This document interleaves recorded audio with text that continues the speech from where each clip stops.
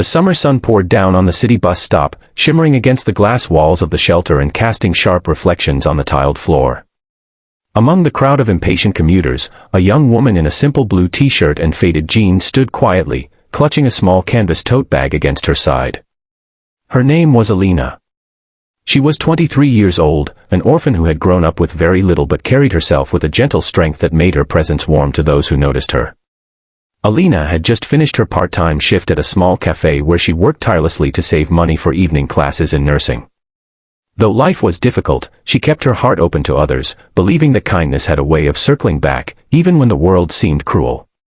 At the far end of the bench, an elderly woman sat in silence, dressed elegantly in a tailored black suit and pearl earrings. Her silver hair glistened like silk strands under the light, and her polished shoes suggested refinement.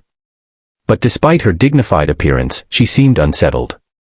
She pressed one hand against her chest and shifted uncomfortably, her breathing shallow.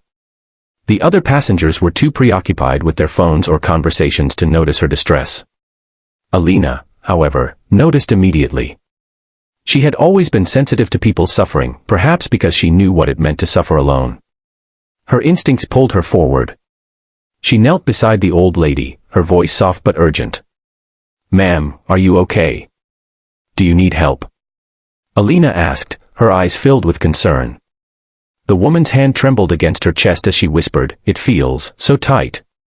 I can't." Without hesitation, Alina reached out, steadying her.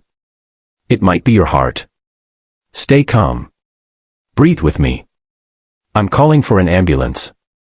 She pulled out her phone, dialing emergency services with swift precision. As the minutes stretched, Alina held the old lady's hand, speaking gently to her, telling her to focus on her breathing, to stay strong. Other bystanders began to notice the scene, some watching with curiosity, others with vague concern, but none stepping forward. Alina remained steady, her focus solely on the woman before her. When the paramedics finally arrived, they quickly placed the elderly woman on a stretcher, monitoring her vitals. Before she was wheeled into the ambulance, the woman gripped Alina's hand tightly. Her eyes, though tired, glistened with something beyond gratitude, something searching, almost soulful. "You saved me," she whispered hoarsely, before being taken away.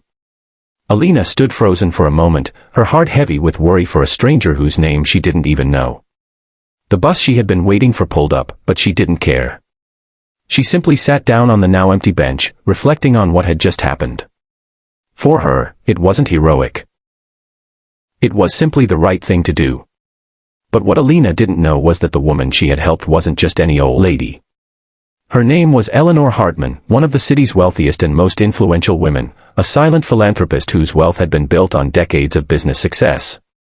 Eleanor had a son, Daniel, a man in his early 30s who had been so consumed by corporate affairs and high society expectations that he had no time for sincerity or genuine connection. Eleanor often feared that her son would marry into wealth without ever truly knowing love. And so, as she lay in the hospital later that evening, she thought not of her health scare but of the girl who had held her hand with such pure kindness. In the following days, Eleanor asked her assistants to find out who the girl was.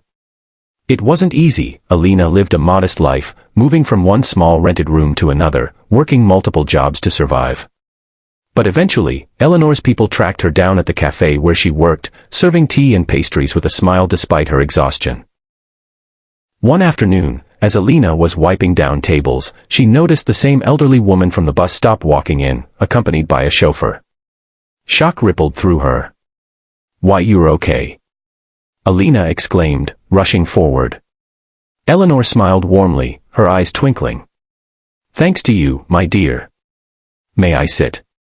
Alina quickly pulled out a chair for her. "Of course, please. I was so worried after they took you away. I didn't even know your name." "My name is Eleanor Hartman," the woman said gently. Alina's eyes widened slightly. She had heard of the name but didn't associate it with the woman before her. "I'm so glad you're all right, Mrs. Hartman. You really scared me that day." Eleanor reached across the table, taking Alina's hand. "You saved my life, Alina. And I haven't stopped thinking about you since." Alina blushed, shaking her head. "Anyone would have helped." "No, child," Eleanor corrected softly. Many people were there that day, but no one moved. Only you did. That tells me everything I need to know about your heart. Over the weeks that followed, Eleanor made it a point to visit Alina often. She invited her out for tea, asked her about her dreams, and listened intently. Alina, though hesitant at first, grew comfortable around her. She shared how she had grown up without parents, struggled to make ends meet, and dreamed of becoming a nurse so she could dedicate her life to caring for others. Eleanor's heart ached as she listened. She saw in Alina not just a kind girl, but the daughter she had never had. But deep down, Eleanor also carried another thought, a secret hope. She had a son, Daniel, who was accomplished and wealthy but emotionally distant. She longed for him to meet someone like Alina, someone who could bring light into his life. One crisp autumn afternoon, Eleanor invited Alina to her home.